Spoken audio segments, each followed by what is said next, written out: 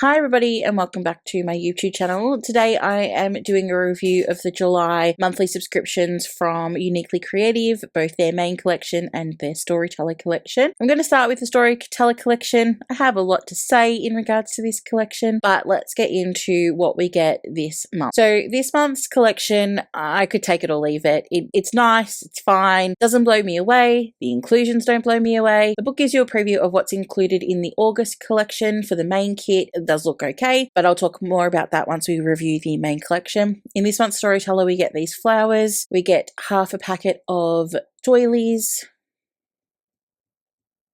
we get some creative cuts, which we received in the other month's collection, and we received the papers. In regards to the papers, I'm just going to talk over it. You guys can have a look here of what's included. As I said, I'm not blown away by it. Just have a look at what's included. In regards to the Storyteller collection, after 6 months of buying this particular subscription, for me personally, I don't think it's worth it because it is a double up of things that I'm already getting in the main collection, and also you do have those particular months where the added extras don't really make it a value like what the main collection is. When I contacted Uniquely Creative asking if I could cancel it, Editing Alicia here just jumping in to add a note to say that I did email Uniquely Creative because I was up to my 6 months receiving the Storyteller kit, and they advised me in an email that you cannot cancel it due to the nature of the subscription, which I'll talk more about in a second. However, what I can remember when I signed up was that there was a note on this subscription that said that it could be cancelled after the first 6 months. So I thought it was a bit weird, and subsequently tonight, as I've gone to edit this video, I've jumped back into my managed subscriptions and I now have the ability to cancel the Storyteller kit. So just to advise you guys that the kit is not a 12-month kit. You can cancel it after 6 months, and that if you email the team, you'll get an email back telling you that you cannot. You just have to wait for the 6 months delivery to be processed and to be sent. And once that's been done, then it looks like you can cancel it. I didn't have any issues. The button on the manage subscription popped up and let me cancel it. So yeah, what I have to say is still important though, based on the email that I received and the miscommunication of information. But yeah, you can cancel the Storyteller kit after 6 months. That's where I found the information out, that you can't pause it and you also can't cancel it. And I was advised it's because of the nature of the subscription, which I don't fully understand. Every month that I've received this collection, it's been papers from other kits, so I don't believe that they need to submit an order for new papers and new images and all of that kind of stuff. So I don't understand how the nature of this subscription requires it to be a yearly subscription, but I'm locked in now with the Storytellers as well because it is leftover papers from other months. I like having a variety to choose from. So for me, the main kit, which we're about to review, is probably better value for money. I'm getting a lot of extras. I'm getting a book that tells me not only how to make cards, but also how to do layouts. And most importantly, I'm getting brand new papers that I haven't seen before, and I can pick and choose kind of how I want to use it. So I am locked in for the Storytellers collection for another 6 months. After that time, I will not be resubscribing to the Storytellers collection because even though it is aimed at time poor people, the main kit can also be aimed at time poor people because you have the book that tells you how to do layouts. So you can easily follow that along for the purposes of being time poor. But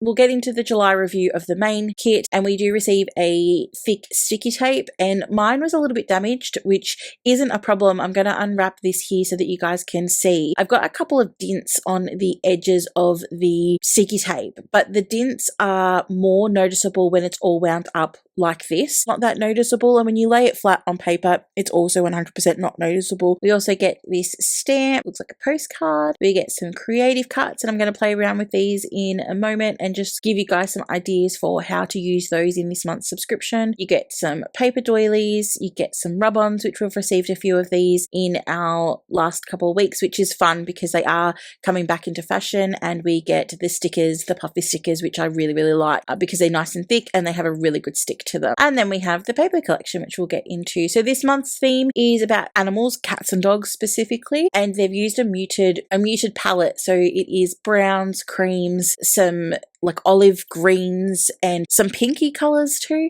They've designed it in a way that if you don't want to use these for animals, you don't have to. And if you'd like to use them for animals, there's some papers there that will work possibly for you. For me, I'm not going to use this for animals. So this is the main page here. And then you flip it over, you'll get these cut aparts with some nice flowers, some words tagged, and then we can get into the main paper review. So we have a mixture of florals, of worn backgrounds, kind of like how they did the peeled paint a couple months ago. It's kind of like that for a lot of the backgrounds. You've got multiple different tones within tones, and it's really, really nice. And as I said, it is the type of kit that you can use if you wanted to do a boho kind of kit, or if you wanted to just do like a floral something. You don't have to use it specifically for animals, which is nice. And you have this piece as well, and we flip it over and we just have more of those muted tones mixed in with these words that are at the bottom of a lot of these pages, which I'm really liking that, because it just gives you some quick sentiments, which is really useful. This is one of the ones where I'm going to bring in the creative cuts and show you guys how I would possibly play around with removing the animal, because I do really like the archway for where that chair is, but the dog doesn't play in with any kind of designs that come into mind that I would like to do. So what I would do here is I would either put a photo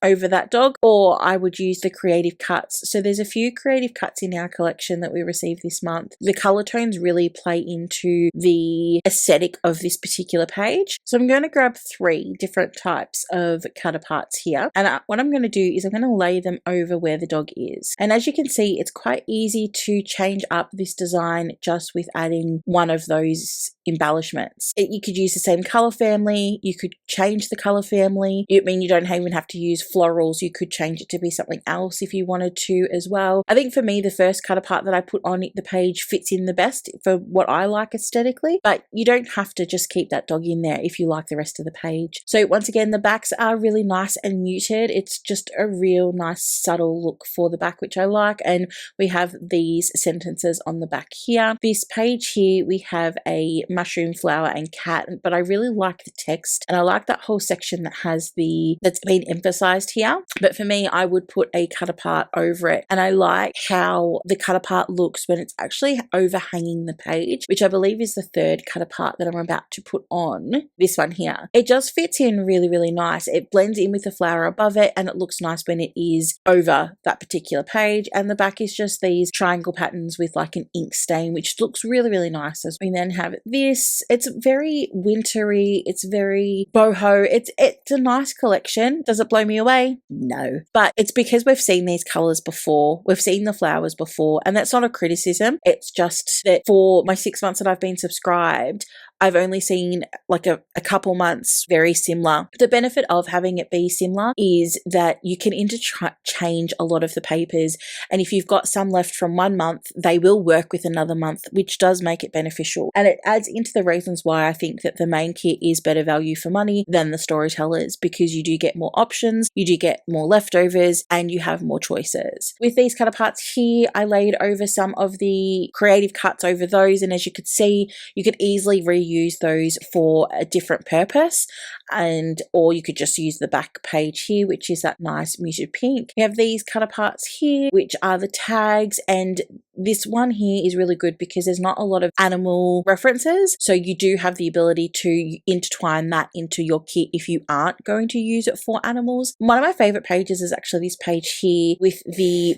fake burlap, because it does look like real burlap, and I've received a piece of it before in one of the other monthly collections, and to be honest, I much prefer the paper one. I know that the burlap there is to add texture and a different kind of feel to your overall image, but I find paper a lot more user-friendly, especially for us beginners. So the fact that this looks so real and the color tone fits in really well with this particular kit, I'm excited to use that. The benefit also is that those cut aparts on the opposite side, I'm not going to use anyway. You guys know my feelings about cut aparts. I love them, but I'm not going to cut them out. So it's kind of good that there's a piece on the back end that I really, really like, and now I've got 2 of them. I don't have to sacrifice one for cut apart. So this, guys, is my review of the July kit. Sorry, it's a bit of a downer. It's just my feelings on the particular kit. It is really, really nice. It is pretty. pretty. It is not anything that I haven't seen before from Uniquely Creative, but that does not take away the fact that the quality is always exceptional when it comes to their paper and how it feels, how it plays around. Yeah, I'm looking forward to the August kit. As you can see here from this